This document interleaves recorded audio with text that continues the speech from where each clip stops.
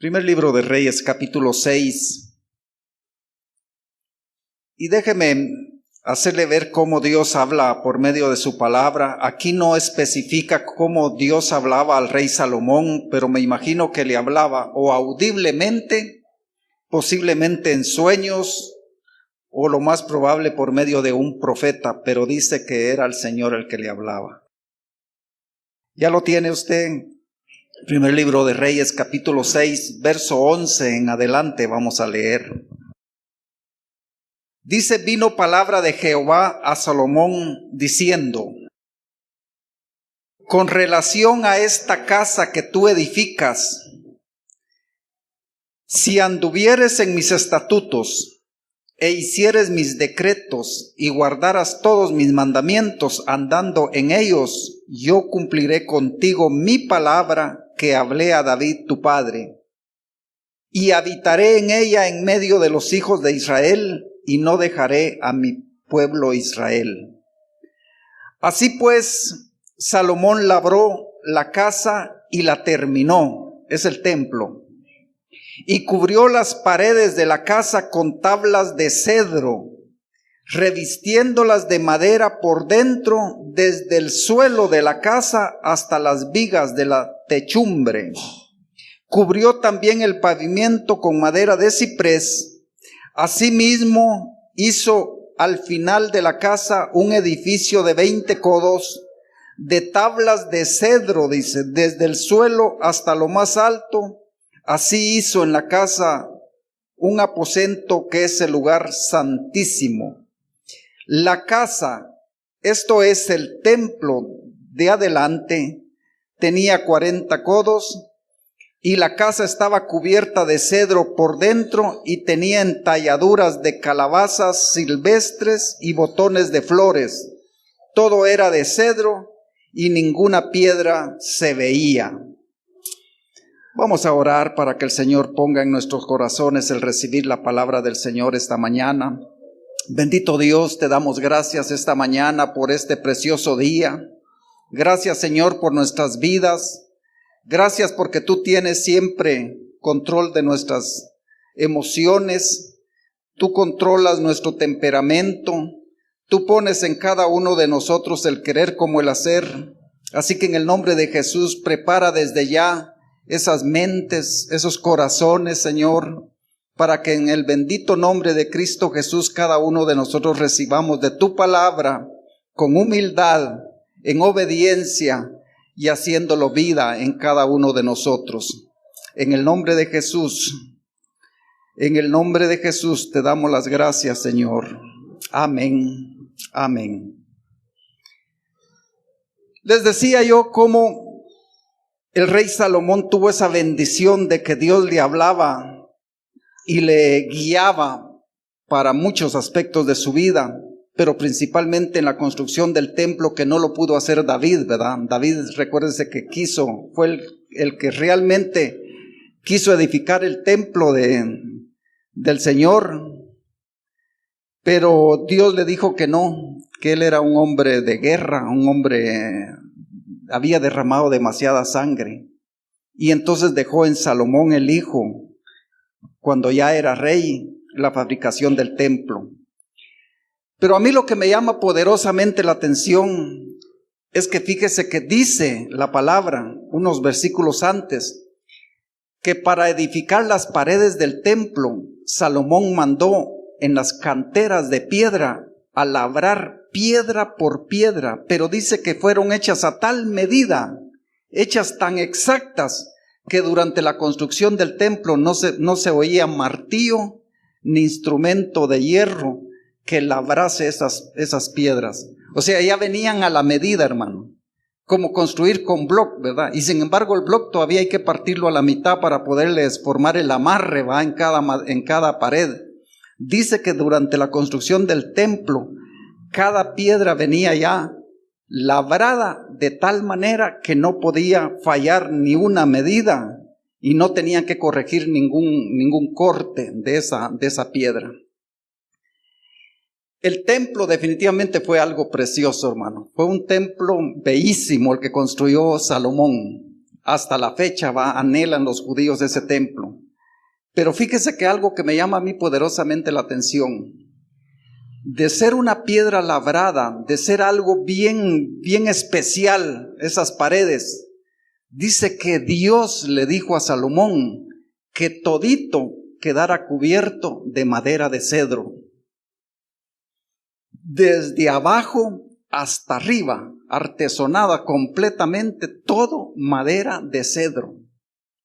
Entonces uno se pregunta realmente, ¿qué significa para el Señor el cedro? Pues tiene que haber sido una madera tan preciosa que el Señor la escoge dentro de todas las maderas que tenían a su disposición, pero Él hace énfasis de que sea la madera de cedro la que va a cubrir toda la estructura del templo. Es más, dice que no se miraba nada de la piedra, todo quedó revestido de madera de cedro. Entonces ahí es donde nosotros vemos cómo el Señor hoy quiere hablarnos a nosotros, cómo Él nos ve a cada uno, cómo nos compara el Señor. Y ahí cerquita, si usted se va al Salmo 92, solo se adelanta unos libros, el Salmo 92, ya lo tiene, ¿verdad? Muy bien, dice: el justo florecerá como la palmera, crecerá como cedro en el Líbano, plantados en la casa de Jehová, en los atrios de nuestro Dios florecerán. Aún en la vejez fructificarán, estarán vigorosos y verdes, para anunciar que Jehová, mi fortaleza, es recto y que en él no hay injusticia. Mire cómo nos compara el Señor a cada uno de nosotros, hombres y mujeres, como una palmera en flor. No está diciendo una palmera recién plantada. Es una palmera ya de varios años. Para que eche flor, tiene que ser una palmera no muy joven. Y fíjese que la palmera, para empezar, tiene algunas características que nosotros ya las conocemos. Ustedes han visto, principalmente cuando nos pasan esos reportajes de la televisión, los noticieros, cuando hay, aquí gracias a Dios, muy pocos huracanes y tormentas hemos tenido, ¿verdad? Pero cuando los enfocan así, una tormenta, un huracán en las orillas de las playas, ¿han visto ustedes que los únicos árboles que se mantienen de pie son las palmeras? Pero sin embargo, en el momento que entra el huracán a tierra, cuando toca tierra, ustedes ven que las palmeras se doblan totalmente, tocan las palmas al suelo, están dobladas todas. Y sin embargo, cuando pasa la tormenta, se vuelven a levantar y vuelven a quedar igual. Fíjese que los científicos han hecho estudios y han llegado a analizar que por ser arena, por ser tierra muy suave, muy frágil, dice que del tamaño que tiene la palmera, que son de 6 a 8 metros, es el mismo tamaño de raíz que tiene en la parte inferior. O sea, una palmera para llegar a ser adulta, una palmera para ser madura, definitivamente le lleva varios años. Pero lo principal es que tiene una buena raíz.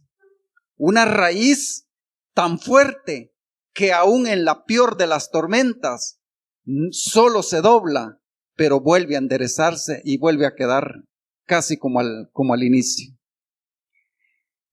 Y por eso nos compara con la palmera en flor, como una planta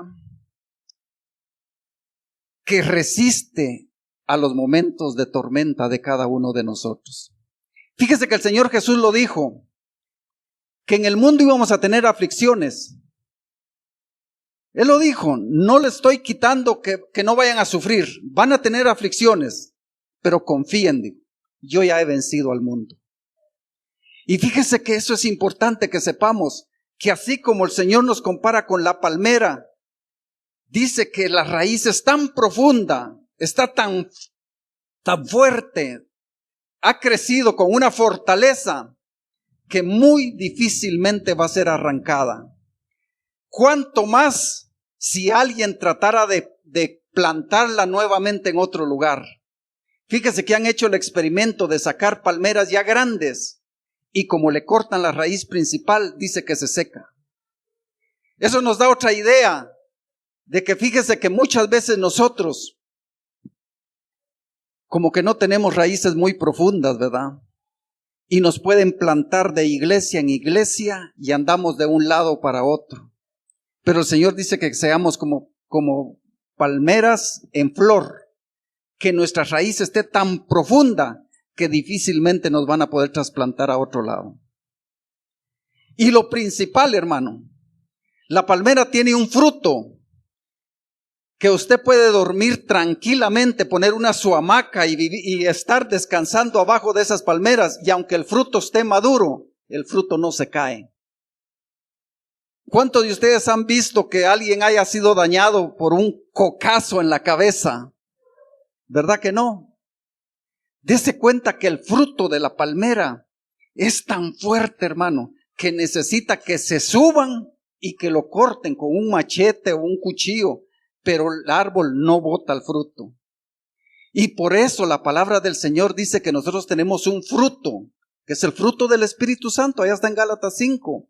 Dice que ese fruto debe de permanecer en nosotros, no debe de caerse, no se enchuca, hermanos. Usted ha visto cocos que ya se ven bien secos, bien maduros, sin embargo el agua es más dulce todavía.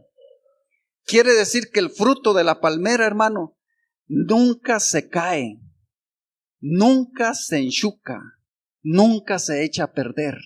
Y eso es lo que debemos de saber nosotros, que el fruto del Espíritu Santo, hermano, el fruto que está en nosotros, ese nunca debe de terminarse. Él nunca debe de pasar de un día por emoción, estamos con gozo, con amor, gozo, paz, paciencia, benignidad, mansedumbre, templanza, fe, y al día siguiente estamos decaídos.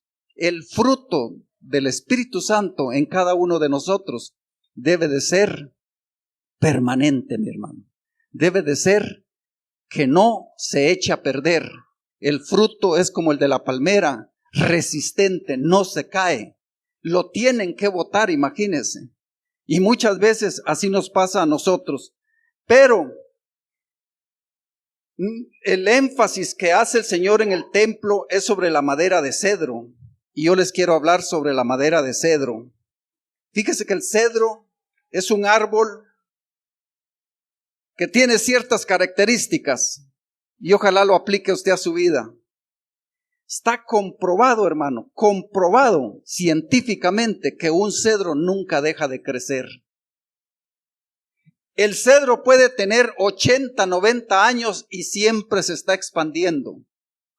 Nunca deja de crecer. Y miren, mis hermanos, qué lindo es ver hijos e hijas de Dios, conocedores de la palabra, expertos, viejos en el evangelio, por así decirles, pero siempre están atentos a recibir algo nuevo. Siempre están con el oído atento a que tal vez la persona más insignificante puede dar un mensaje y aprender algo nuevo cada día. Siempre se está en crecimiento, siempre se está aprendiendo. Y eso ojalá que no lo podamos olvidar cada uno de nosotros, que mis hermanos, nunca digamos ya lo sé todo. Nunca digamos ya no hay revelación nueva para mí. Siempre tiene que haber algo día con día, leyendo aún los mismísimos pasajes que ya no sabemos de memoria, pero nosotros aprendemos que siempre hay algo nuevo que aprender en la palabra del Señor. Esa es una característica del cedro, con el que nos compara el Señor, y por eso es que escogió el cedro para cubrir su templo, de lujo, un templo hermosísimo. Otra característica del cedro. Yo no sé si ustedes han visto en fotografías cuando les toman principalmente en el Líbano, ¿verdad? A los cedros. Los cedros se parecen mucho al pino y al ciprés. Crece recto, mi hermano. Usted no va a ver un cedro como ciertos pinos que a veces hay pinos de adorno, ¿verdad? Hay pinos que tienen muchas ramas, no se crecen. Es muy diferente la clase que crece para madera. Crece recto. Casi no tiene ramas para que no tenga nudos la madera. Pero fíjese que el cedro crece recto, que por eso su madera es tan preciosa. Y fíjese que muchas veces nosotros nos olvidamos que el Señor dice allá en la carta a Santiago, dice muy claramente que nuestro sí sea sí y nuestro no sea no, mi hermano. O sea, nos da que seamos cabales, que seamos rectos, hermano. Que cada uno de nosotros no estemos todos para un lado. Mire esa famosa hora chapina que siempre decimos, ¿verdad? ¿A qué hora nos vemos? Entre las 9 y las 10, imagínense, es una hora de diferencia. Sin falta estoy en tal lugar y no llegamos, hermano. Personas que saben que no van a llegar y se comprometen a que van a estar ahí. Pero la palabra del Señor dice que nuestro sí sea sí y nuestro no sea no.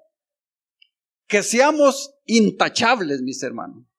Como hijos de Dios debiéramos de cambiar ya esa famosa hora chapina.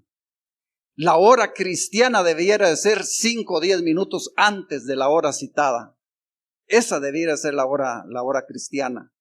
Pero fíjese que el cedro, por eso nos compara al Señor como el cedro del Líbano, porque el cedro es recto, dice. No varía, crece altísimo, nunca deja de crecer y tiene otra cualidad.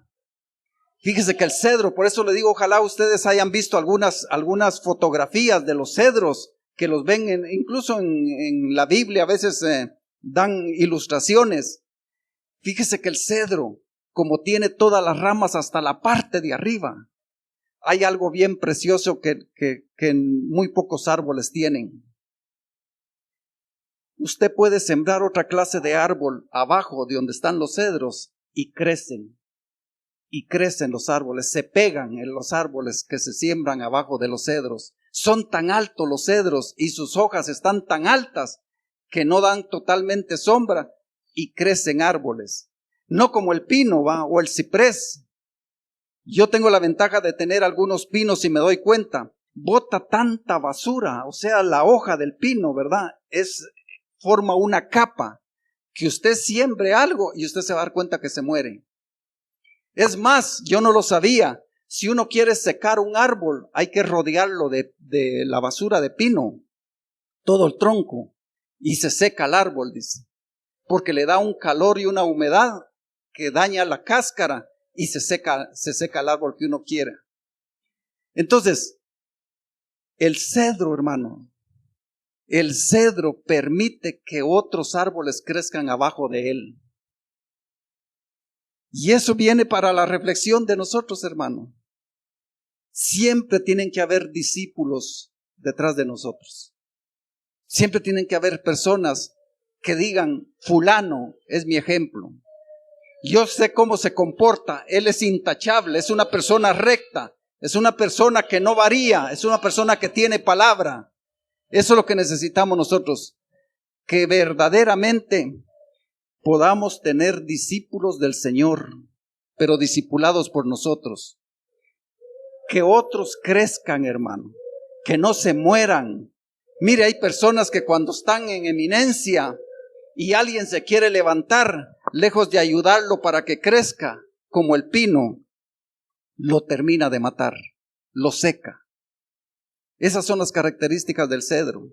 Y por eso debemos de tener mucho cuidado, fíjese, con la forma en que nosotros debemos de comportarnos, porque muchas veces nosotros sin querer dañamos a las personas que están recibiendo o están abajo de nosotros, personas que tal vez vienen empezando en el evangelio, personas que no conocen del Señor y ven el comportamiento de estos cedros, de estos árboles, ¿verdad?